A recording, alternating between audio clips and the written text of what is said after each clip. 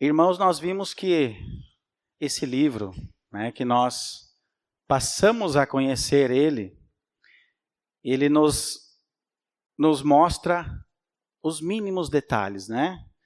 Ele nos mostra, a palavra de Deus nos revela para nós tudo aquilo que nós precisamos melhorar, tudo aquilo que nós precisamos ajustar. E que bom, é maravilhoso quando cada irmão, diante do Senhor, reconhece que precisa melhorar alguma coisa. Não para pessoas, mas para o nosso Senhor e Salvador Jesus Cristo. Porque é diante dele, irmãos, que nós precisamos estar alinhados ao máximo possível que nós pudermos. Lâmpada para os meus pés é a tua palavra e luz para o meu caminho. Guardei a tua palavra no meu coração para não pecar contra ti. Eu e minha casa serviremos ao Senhor. Sejam meus imitadores, como eu sou de Cristo. Eu sou o bom pastor dá a vida para as suas ovelhas.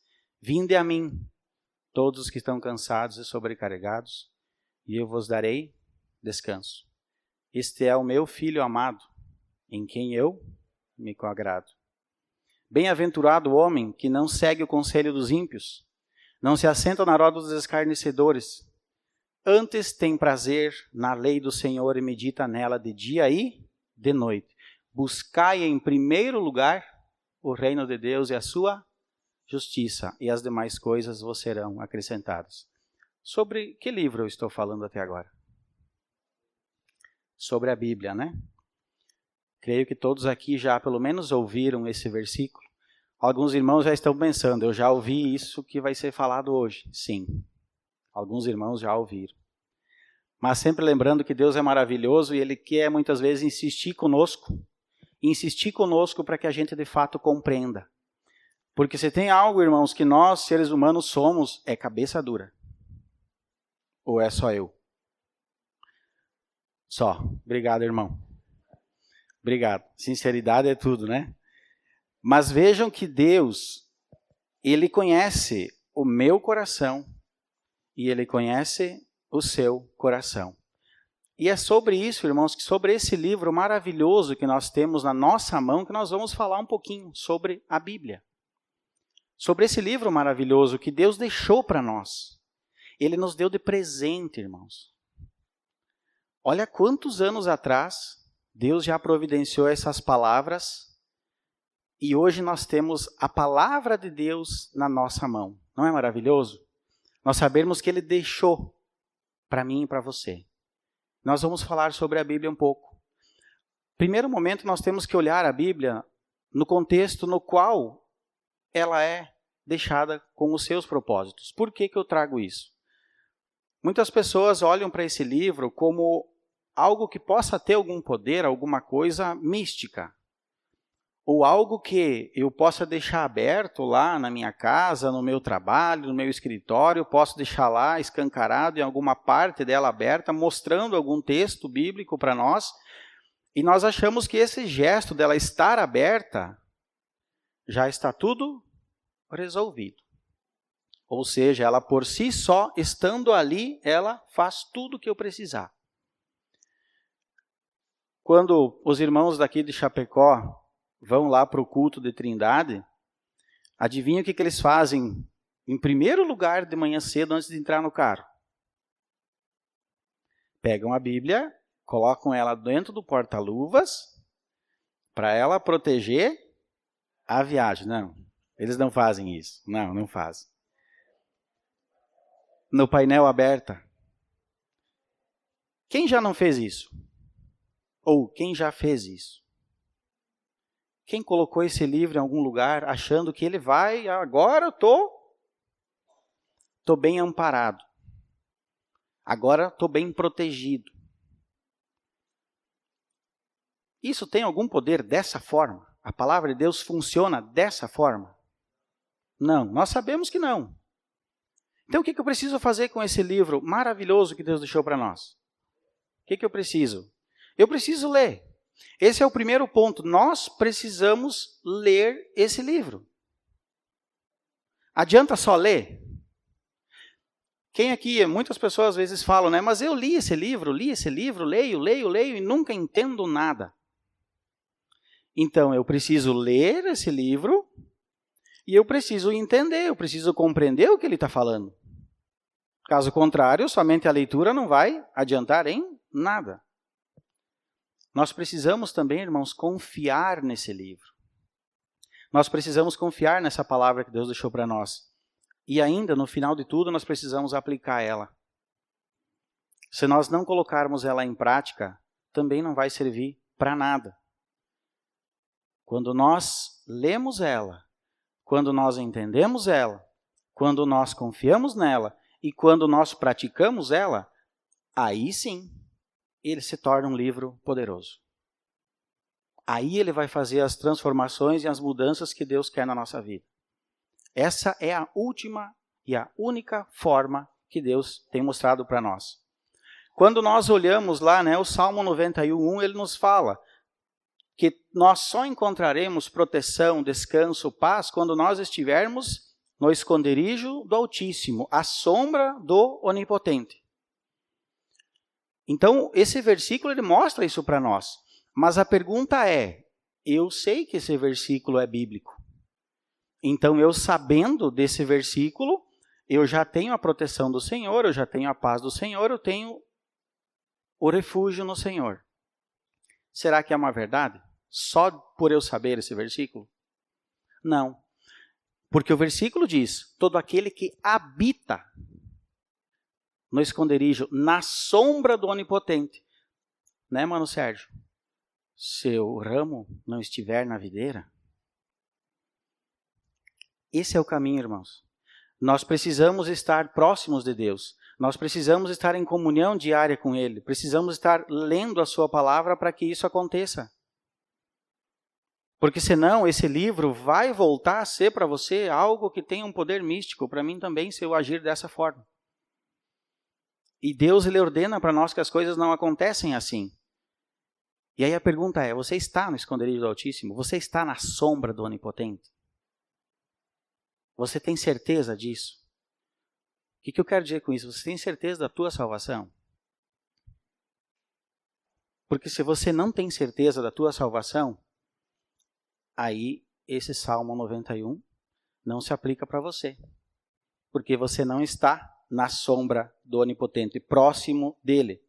Mas afinal de contas, então, para que esse livro, para que a Bíblia, a palavra do Senhor, para que ele serve? E aí nós temos que olhar diretamente na palavra do Senhor, lá em 2 Timóteo 3,16, vamos até lá, para que a gente possa entender o que Deus tem a dizer para nós referente a esse livro.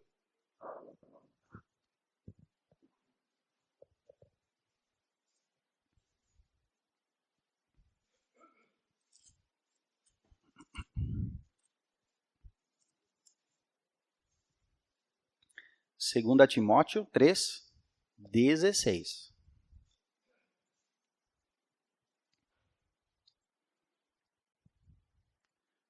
Todo mundo chegou lá? Então, olha só. 2 Timóteo 3,16. Toda a Escritura é divinamente inspirada e proveitosa para ensinar, para repreender ou exortar, para corrigir, para instruir em justiça. Essa é a finalidade dessa palavra de Deus que nós recebemos, desse livro que nós temos aqui. E aí nesse versículo, irmãos, eu quero trazer para nós refletirmos um pouco sobre duas palavras, né? O repreender, o exortar. O que é repreender e exortar? É chegar com um machado e dar na cabeça do irmão. É? Não. Quando nós olhamos a língua original, repreender, exortar está ligado a trazer para perto. É você entender a situação errada do irmão e você trazer ele para perto para você mostrar a verdade da palavra de Deus para que ele possa melhorar naquilo que for necessário. E aí nós vamos olhar com atenção isso. Por quê? Algumas coisas que a palavra de Deus nos exorta, nos chama a atenção. Quem aqui foi ensinado que todos nós somos filhos de Deus? Fomos ensinados que todos nós somos filhos de Deus? Mas é uma verdade? Vamos lá conferir.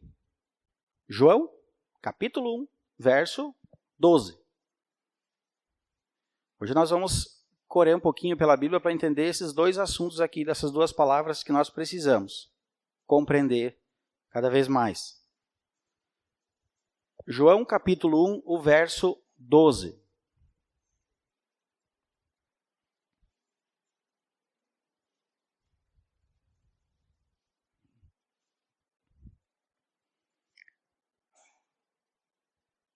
No entanto, a todos os que o receberam, aqueles que creem no seu nome, deu-lhes o poder de serem feitos filhos de Deus. Então aqui está a condição. E nós sabemos, agora biblicamente falando, através da palavra de Deus, que nem todo mundo é filho de Deus. Que nem nós não éramos filhos de Deus. E que nós só passamos a ser filhos de Deus a partir do momento que nós olhamos para esse versículo e que nós de fato entendemos. Eu creio em Jesus como meu Salvador. Eu recebo Ele, eu aceito Ele como a única forma de eu ir para o céu. É a única forma. A partir disso é que Deus me dá esse poder ou essa condição de eu sim ser chamado filho de Deus. Algo que nós somos ensinados também. Todo mundo vai para onde quando morre? Para o céu. Não, que nós morremos aqui nesse mundo, que todo mundo vai depois ficar num lugar lá em penitência, pagando seus pecados, e que a partir de um certo período todos nós subiremos ao céu. Porque Deus é amor, porque Deus é bondade, porque Ele não vai colocar ninguém no inferno. Essa é a grande verdade que se prega no mundo aí fora. Fica tranquilo, irmão. Afinal das contas, vamos todos para o céu. Isso é algo que ainda é pregado aí fora. Mas e essa é a verdade? Vamos para Romanos, capítulo 10, verso 9.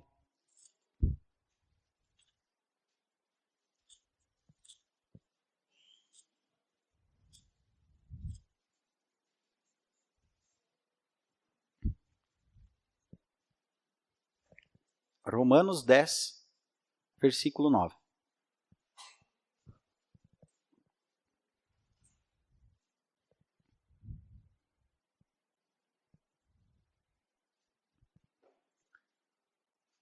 Se com a tua boca confessares que Jesus é o Senhor, e em teu coração creres que Deus o ressuscitou dentre os mortos, serás salvo. Então vejam a condição clara para que a gente possa subir ao céu. Tem uma condição que Deus deixa aqui. Se nós confessarmos que Jesus é o Senhor, vejam que tem uma condição muito clara nesse versículo para que nós possamos subir ao céu. É confessar o Senhor Jesus. E aí a pergunta que nós temos que entender é, todo mundo confessa? O que é confessar? O que essa palavra quer dizer para nós? Confessar. E aí nós precisamos olhar para a língua original desse texto, no grego. Confessar. 3 termos nós podemos trazer dentro do grego para que nós possamos compreender o que essa palavra confessar quer dizer para nós. Uma delas é homologó, que quer dizer declarar, concordar. A segunda, exomologó, quer dizer abrir o nosso coração, confessar a nossa culpa diante de Deus. Já começa a ligar o arrependimento lá que Deus pede, desde Adão. Olha o que esse texto está falando para nós. E a terceira é paradeshomai. Quer dizer o que para nós? Reconhecer algo que antes era negado. Então, esses 3 termos trazem a definição do que é confessar. Porque todos nós precisamos confessar o Senhor Jesus. Então, eu preciso concordar que eu sou um pecador. Olha para o arrependimento, mudança de pensamento e atitude. Eu preciso abrir o meu coração e, poxa vida, confessar agora diante de Cristo que de fato eu sou cheio de pecado. E aí depois eu preciso fazer o quê? Reconhecer Ele como meu Senhor e Salvador, que antes eu não reconhecia. Então, olha a mudança aqui, olhando o arrependimento. Nós precisamos mudar o nosso pensamento e mudar a nossa atitude. Sem essa confissão que o texto fala aqui, nós não seremos salvos. Não subiremos ao céu. Então, uma grande mentira que foi pregada por nós, antes de nós conhecermos a verdade. Um outro detalhe importante é que nós sempre fomos ensinados de que eu e você, nós somos pessoas boas. Nós somos pessoas boazinhas. E de que, de fato, nós merecemos o céu, porque somos bons. Mas e aí o que a palavra veio confrontar e dizer para mim e para você, que a grande maioria já sabe? Vamos lá para Lucas 18, capítulo 18, verso 19. Essa passagem, creio que praticamente todos aqui já conhecem. Lucas 18.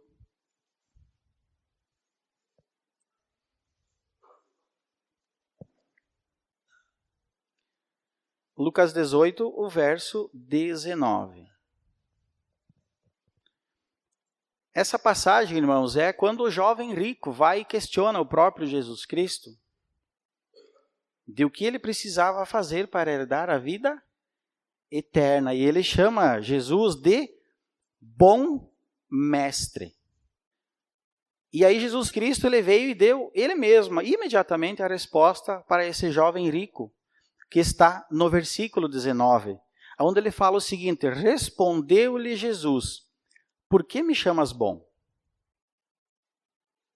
Ninguém há bom, senão um só, que é Deus. Então, o próprio Senhor Jesus Cristo, ele já dá a resposta para aquele jovem rico, nesse momento, nessa passagem, e dá a resposta também para mim e para você, de que não há ninguém bom nesse mundo, a não ser um só, que é Deus. E quando nós percorremos pela Bíblia, creio que você já deva ter lido também o livro de Salmos, e quando nós passamos pelo Salmo 14 e o Salmo 53, a palavra que está sendo colocada ali, irmãos, depois olhem com atenção o Salmo 14 e o Salmo 53, porque o texto ele vem e diz o seguinte, que Deus olha dos céus, ele olha dos céus para nós humanos aqui embaixo, para ver se ele encontra alguém que faça o bem.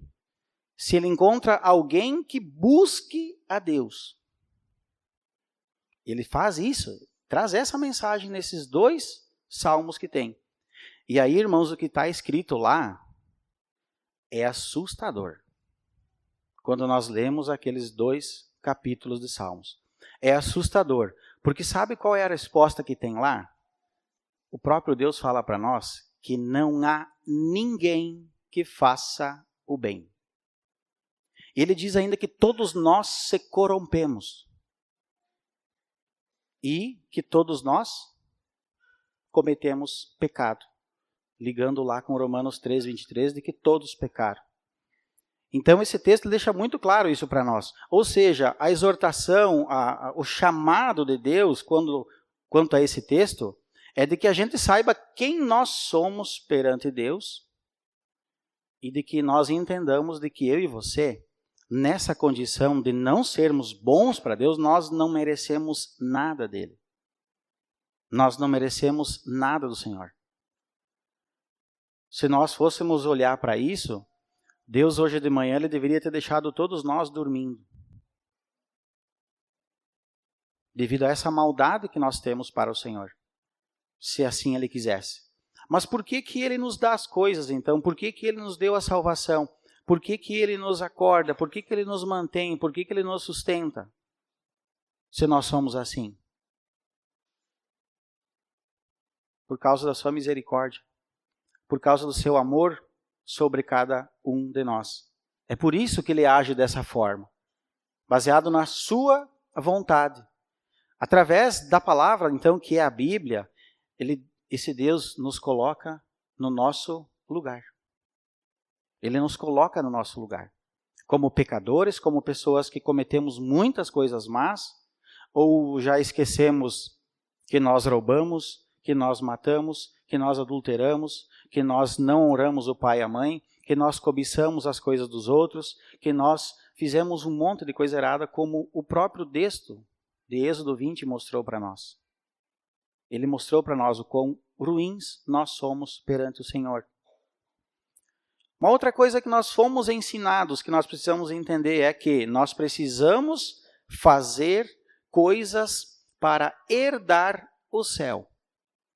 Aquelas velhas frases, né? Você precisa ser uma pessoa boa, você precisa congregar numa igreja, você precisa ajudar lá, você precisa trabalhar, você precisa isso, precisa aquilo, para que você herde o céu. Algo mais, precisa ser bonzinho, você precisa fazer caridades, você precisa ser batizado, porque senão você não vai para o céu. Coisas que nós aprendemos durante uma vida. E o que Deus está olhando isso quando nós vimos lá a passagem lá de Samuel e o rei Saul? Quando nós vimos lá a ordenança que Deus deu para Saul, para que ele fosse e destruísse aquele certo povo. E ele, de fato, não obedeceu como Deus queria a sua palavra. E Samuel vem e repreende ele. E todos lembramos, eu acredito que sim, a frase que o próprio Samuel disse para Saul. Por acaso, Saul, Deus quer sacrifícios de você? Por acaso Deus quer sacrifícios de nós? Ou Ele quer a nossa obediência? Quer que nós obedeçamos a Ele? Essa é a única condição que Deus quer de nós. Que nós obedeçamos o que Ele nos diz. Que nós confiemos nele. Através da palavra, da Bíblia que está na nossa mão, nós não conseguimos, e a verdade vem para nós, não conseguimos pagar os nossos pecados. Como ainda muitas pessoas fazem aí fora nesse mundo. Vão para cá, caminham para lá, buscando o quê? Um pagamento de pecados diante do Senhor. Tentando fazer algo para, no fim das contas, ajustar, né? E para que eu possa, de fato, morrer e ir para o céu. As pessoas têm esse entendimento. Só que, quando nós olhamos para a Bíblia, ela nos alerta, Deus nos exorta que isso não é uma verdade. E de que se nós queremos o céu, nós precisamos compreender o único caminho, a única forma que Deus deixou para nós. Ou seja, através do arrependimento que Ele vem pedindo, desde Adão, desde Caim, para que nós mudemos o nosso pensamento, mudemos a nossa atitude e, como Isaías fala lá no capítulo 55, que nós busquemos ao Senhor enquanto há tempo, enquanto se pode achar. Então essa é a exortação que Deus deixa para nós, o chamado. É como se Ele pegasse cada um de nós e colocasse do lado dele e dissesse, olha, não é assim que você tem que andar. Não é por esse lado que você vai subir ao céu. Não é por esse lado que você vai conseguir chegar até o esconderijo do Altíssimo, até a sombra do Onipotente. O que mais que a Bíblia nos mostra, que está relatado ali em 2 Timóteo, é que esse livro foi deixado para mim e para você para que Deus possa nos ensinar. Nos ensinar o quê? Faz de conta que agora você já é um filho. Espero que aqui todos sejam. Quando nasce um filho na nossa casa, o que o pai e a mãe começam a fazer? O pai e a mãe não começam a ensinar? Se nós nascemos de novo, se somos filhos, agora Deus quer nos ensinar. Ele tem que nos ensinar porque nós não sabemos as coisas dele. Então ele começa a nos ensinar.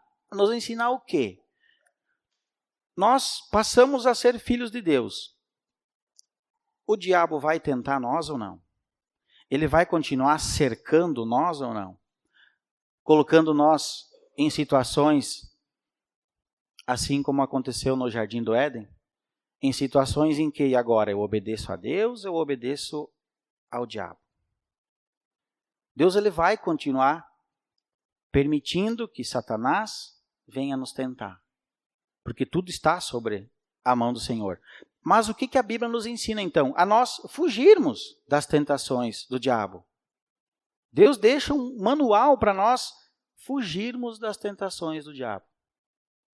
E creio que aqui a grande maioria já sabe, né, do maior exemplo de fugir de Satanás, que está lá em Mateus 4, quando Jesus estava no deserto. Depois de 40 dias e 40 noites, o diabo vem à sua frente e o diabo queria que ele cometesse um único pecado.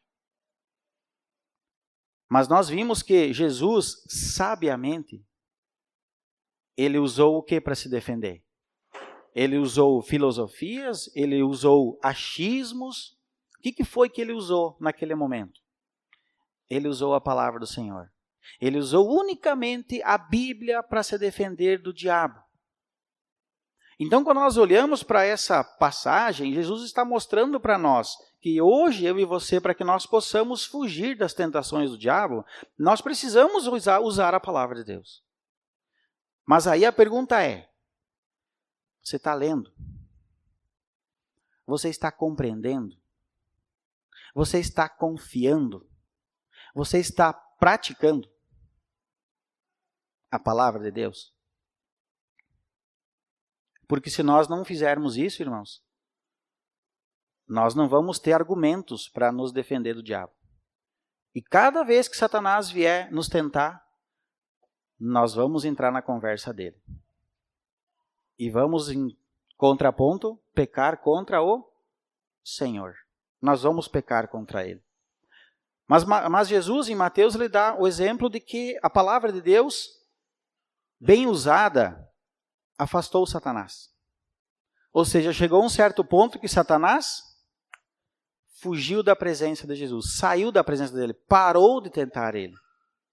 Mas nós sabemos claramente, e Deus nos deixa todos os exemplos para nós entender, que lá em Gênesis 3, teve uma pessoa que não soube usar bem a Bíblia lá. Ela não soube usar as ordenanças do Senhor. Lembram quem foi? A Eva. Como que nós podemos ter certeza de que ela não soube usar a palavra do Senhor lá? Como que nós podemos ter certeza se não tem nenhum versículo bíblico que diz claramente que ela não soube usar a palavra do Senhor? Como que nós sabemos que isso é uma verdade? Todo mundo lembra a conversa entre ela e Satanás na serpente? O que foi que o Satanás disse? Perguntou para ela. É verdade que vocês não podem comer de toda a árvore do jardim? E qual foi a resposta dela? Sim, não podemos comer e nem tocar. Como que ela não usou a palavra do Senhor corretamente? O que foi que ela cometeu lá? Em sua resposta para Satanás, ela colocou palavras ali que não saíram da boca de Deus. Ou seja, ela colocou algo que ela achava que também era necessário. Porque Deus não disse não toquem. Não era a palavra do Senhor aquilo que ela pronunciou. E ela disse, não podemos comer e nem tocar. Não soube usar a palavra de Deus. Ela não teve o conhecimento necessário da palavra do Senhor para se livrar das tentações do diabo. E o que nos mostra isso é que, quando o diabo deu 2 palavrinhas com Eva, o que ele já percebeu de imediato? Vai ser uma presa fácil. Não dou prazo de 10 minutinhos de prosa aí para já cair. Por quê? Quem sabe muito bem a palavra do Senhor? Quem conhece? O diabo. Porque ele usa ela muito bem. Do jeito que lhe convém. E ele não teve dúvidas que a Eva era uma presa muito fácil na frente dele. E aí, irmãos, hoje é comigo e contigo. Se o Satanás chegasse hoje ou amanhã, porque ele vai chegar, para tentar nós, como é que nós vamos se comportar? Nós vamos se sair como Jesus, usando maravilhosamente bem a palavra do Senhor, ao ponto que Satanás fugiu da presença dele, ou nós vamos se comportar como Eva, tentando achar a resposta bíblica para responder. E aí quando nós tentamos, quando nós não temos certeza, o que a gente faz? Eu acho que é por aqui. Eu acho que é por lá. Quando nós achamos, é palavra do Senhor? Não, é pensamento e entendimento meu e teu. E aí a pergunta é, você é uma presa fácil? Nós somos uma presa fácil para Satanás? Ou nós temos hoje conhecimento para nos livrar dele? Ah, mas é pouco estudo que está acontecendo, daí a gente não consegue aprender muito da palavra do Senhor. Irmãos, eu acho que essa desculpa, ela tem que sair do nosso repertório. Pega uma caneta e risca lá, essa aqui já não vale mais. Quais os dias da semana que não tem estudo bíblico aqui na sede? Quais os dias que não tem estudo bíblico? Quantos professores tem por aí? Da nossa congregação, levando o ensino bíblico. Ah, mas de novo fase 1. Aquela velha pergunta, né? Eu não preciso mais fazer fase 1. Irmão, você está enganado. Você está enganado, redondamente enganado, se você acha que fazer fase 1 não precisa mais para você. Alguém citou um versículo aqui. Tomara que, cuidado para que aquele que acha que não esteja em pé, que não caia. Porque o diabo, ele vai te dar uma rasteira se você ficar com esse pensamento. Então, se propõe, irmãos, a participar do fase 1. Eu sei que muitas pessoas, às vezes, trabalham em horários diferentes e não conseguem participar. Mas a grande maioria, os estudos avançados que acontecem na terça, na quarta, na segunda também, pelo menos um dia da semana eu sei que você consegue participar. Ah, mas de novo responder aquelas apostilas. Irmãos, não é apostila. É estudo bíblico. Apostila é só um guia. É só algo que vai nortear o que nós vamos estudar na Bíblia. Então, por que não se esforçar? Por que não se permitir sair um pouquinho do conforto da casa e vir para fazer o estudo avançado? Ah, mas o Cid está lá dando estudo, então eu não vou. Fosse um outro irmão, eu ia. Irmãos, nós estamos com o pensamento e o nosso olhar errado. Se você não está, amém. Mas comece a entender que Deus está chamando a tua atenção. Nós precisamos nos dedicar cada vez mais à palavra do Senhor para que nós possamos ter argumentos para não cair todo dia, às vezes nas mesmas tentações. Porque para Satanás é muito fácil. Ele conhece, ele sabe que você não somos boas presas na frente dele. Nós somos presas ruins, que não sabemos manusear essa palavra. Então ele mostra isso para nós. Deus vem mostrando isso para nós. E nós vimos o que aconteceu quando a Eva não usou bem a palavra do Senhor. Nós seguimos aquele texto, a leitura, e mostra que tanto ela como o senhor Adão comeram do fruto. Levados por algo que emocionalmente causou algo maravilhoso dentro deles. Vocês serão conhecedores do bem e do mal. Vocês serão iguais a Deus. Um lugarzinho que Satanás ele também sabe que nós gostamos de ser agradados. Por que nós não nos disponibilizamos a participar mais dos retiros que a nossa congregação organiza? Por que nós não participamos mais dos cultos do Senhor? Nós deveríamos ter como uma prioridade, porque isso é mais um ensinamento bíblico, as coisas do Senhor. Porque nós falamos, né? Buscai em primeiro lugar o reino de Deus e a sua justiça. E nós até gostamos desse versículo. Temos exceções, irmãos? Sim. Tenho exceção que eu não vou conseguir, não há o que fazer. Mas no mais, irmãos, nós temos que nos esforçar mais. Nós temos que estar mais em união, como o próprio Senhor fala, aprendendo da palavra de Deus uns com os outros, não nos reunindo para fofocar uns dos outros. É para aprender da palavra do Senhor.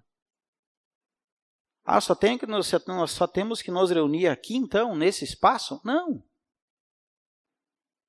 Nós podemos nos reunir nas casas para aprender mais da palavra do Senhor.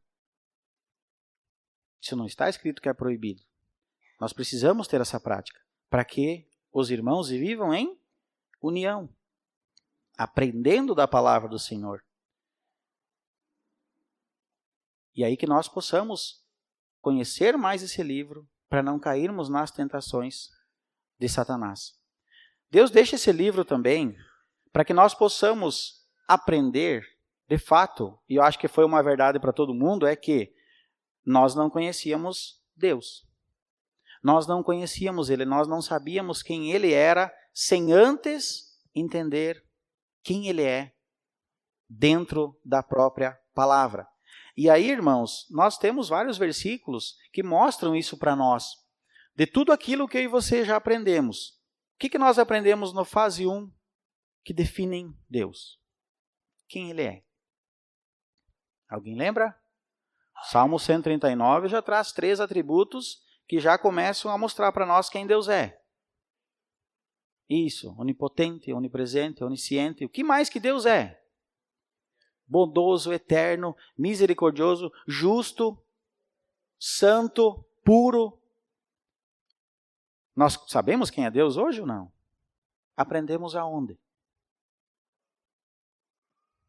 Aprendemos na Bíblia.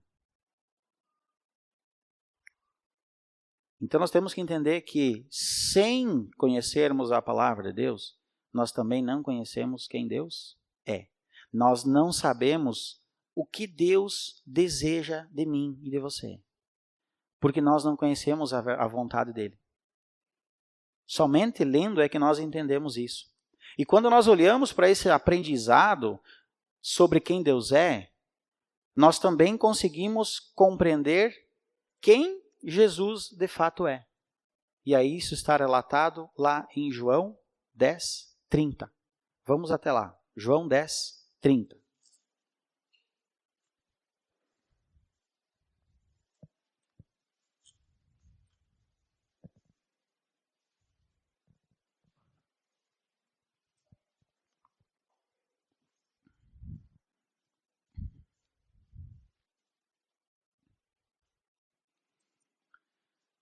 Olha o que esse versículo está dizendo para nós.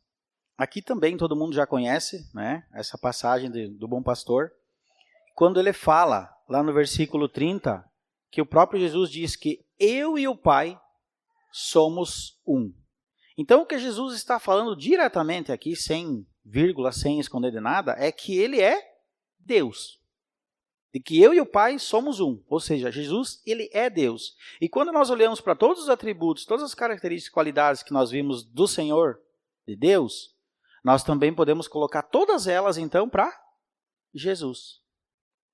Porque ele disse, eu e o Pai somos um. Se o Pai é onisciente, eu também sou. Se o Pai é onipresente, eu também sou. Eu também sou. Todas as características vistas acima, nós podemos colocá-las para Jesus. Lá no Velho Testamento, Isaías, ele já profetizava acerca de Jesus que nasceria, que o menino se nos deu.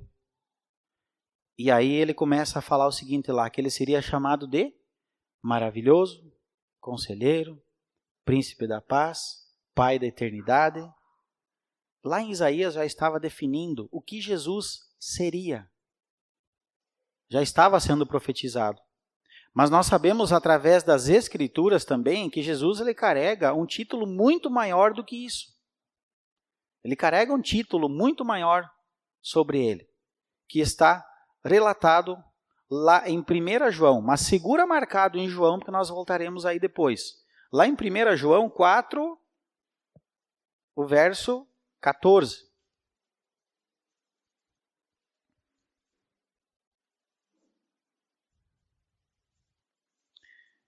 Primeira João 4:14.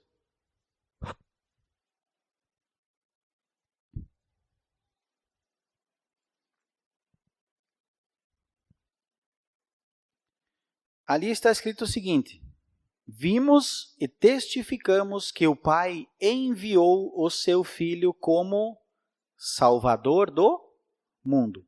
Esse é o maior título que Jesus carrega. Ser o Salvador do mundo. O propósito que Deus enviou o seu Filho para esse mundo é para que ele exercesse esse título, de ser o Salvador do mundo, conforme está relatado aqui.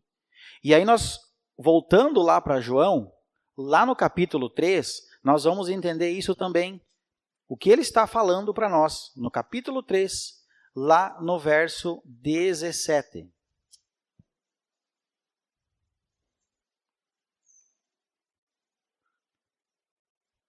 João 3, o verso 17. Porque Deus enviou o seu Filho ao mundo, não para que condenasse o mundo, mas para que o mundo fosse salvo por ele. Então, mostrando o que nós acabamos de ler em 1 João, que Jesus ele veio para esse mundo com um propósito, com um título sobre ele, de salvar o mundo. Mas vejam que esse salvar o mundo, ele tem uma condição. E quando nós lemos o versículo 18, olha o que fala para nós o versículo 18. Quem crê nele não é condenado, mas quem não crê já está condenado, porque não crê no nome do unigênito Filho de Deus. Então ele veio para esse mundo com o propósito de ser o Salvador do mundo. Mas, de novo, mostrando que para que eu e você possamos ser salvos por ele, nós precisamos crer. Nós precisamos confessar quem ele é, conforme diz Romanos lá. Porque sem nós confessarmos de fato, sem nós crermos de fato em quem ele é e no sacrifício dele, nós não seremos salvos. Então, Deus vai mostrando isso para nós. E, irmãos, nós poderíamos ficar olhando esse livro por várias e várias e várias horas para entender tudo o que Deus quer ensinar para mim e para você, tudo o que Deus quer nos chamar a atenção, quer nos mostrar suas verdades. Nós poderíamos ficar muito tempo. Mas nós sabemos que Deus ele quer dar para nós aquele remédio, um pouquinho hoje, um pouquinho amanhã, um pouquinho depois, para que nós possamos ir entendendo tudo o que Deus quer dar para nós. Então que nós possamos hoje, meus irmãos, como é que eu posso ter um maior conhecimento da palavra de Deus? Como eu mudo esse problema que eu tenho de falta de conhecimento bíblico? Como que eu posso mudar isso? Estamos reservando um tempinho diário para a leitura da palavra do Senhor? Estamos nos dedicando a tirar as dúvidas quando elas surgem na leitura? Porque lembrem-se, né? Eu leio todo dia, eu leio 2, 3 capítulos todo dia, só que eu fiquei com dúvida. Eu não entendi o que está sendo falado. Então nós precisamos tirar essas dúvidas. Nós precisamos buscar os irmãos que também têm um bom tempo de caminhada, de estudo, de aprendizado, para que em conjunto a gente possa aprender. Aonde tem uma grande oportunidade de tirar nossas dúvidas? Não é nos estudos? Não é quando se reúne aqui os irmãos para aprender da palavra do Senhor? Lá em Trindade a gente sempre brinca, né? As perguntas é para quinta-feira que o Newton vai. Né? Para que a gente possa, irmãos, nós precisamos tirar as dúvidas que nós temos durante a nossa leitura. Porque se eu ficar com dúvida, olha, Satanás, eu acho que não é para comer e nem para tocar. Porque foi assim que Deus disse. Foi mesmo. Que Deus possa constranger, irmãos, o nosso coração. Que Deus possa mostrar para mim e para você o quanto ainda nós precisamos aprender dele. Quando é que nós vamos parar de ler a Bíblia? Nós só podemos parar de ler ela o dia que Deus nos levar. Até então, irmãos, até que Deus permitir nós termos visão, que a gente continue lendo a palavra do Senhor. Porque é através dessa leitura que nós vamos poder nos tornar mais santos como Deus deseja. Caso contrário, seremos mais um como muitos aí fora, participando de uma congregação, mas sem conhecimento bíblico.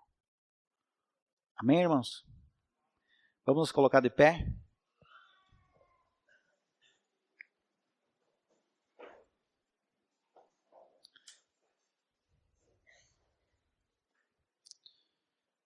Vamos orar ao Senhor, então. Senhor amado, mais uma vez te agradecemos, Senhor, por todo o momento que o Senhor nos dá de leitura da Tua Palavra e que, Pai amado, nós possamos compreender cada vez mais o que o Senhor deseja, tudo aquilo que o Senhor nos fala através desse livro que o Senhor nos deixou. Cuide de nós, Pai, nos mantenha sempre através do Teu Espírito nos Teus caminhos e que nós possamos também estar sempre buscando a Ti, Senhor, como o filho busca ao Pai. Sabemos que sempre é o Senhor que veio atrás de nós e continua vindo atrás de nós, mas hoje nós temos, Pai, o Espírito Santo que habita dentro de nós, aquilo que é o selo, que é a garantia da salvação eterna. E que nós possamos cada dia mais buscar a Ti, Senhor, fazendo aquilo que o Senhor deseja. Se não soubemos toda a verdade, que nós busquemos compreender cada vez mais. E Te louvamos, Pai, por tudo que o Senhor já tem feito nessa congregação, por tudo que o Senhor já tem feito na vida de cada um, e continue mudando nós, transformando nós como vasos de honra, Senhor, nesse mundo aí fora. Louvado sejas o Teu nome para sempre, e que nós possamos estar sempre prestando um culto ao Senhor, cantando louvores, orando a Ti, Senhor, para que o Senhor de fato se alegre. Obrigado mais uma vez por tudo, te agradeço, no nome santo do Teu amado Filho Jesus. Amém.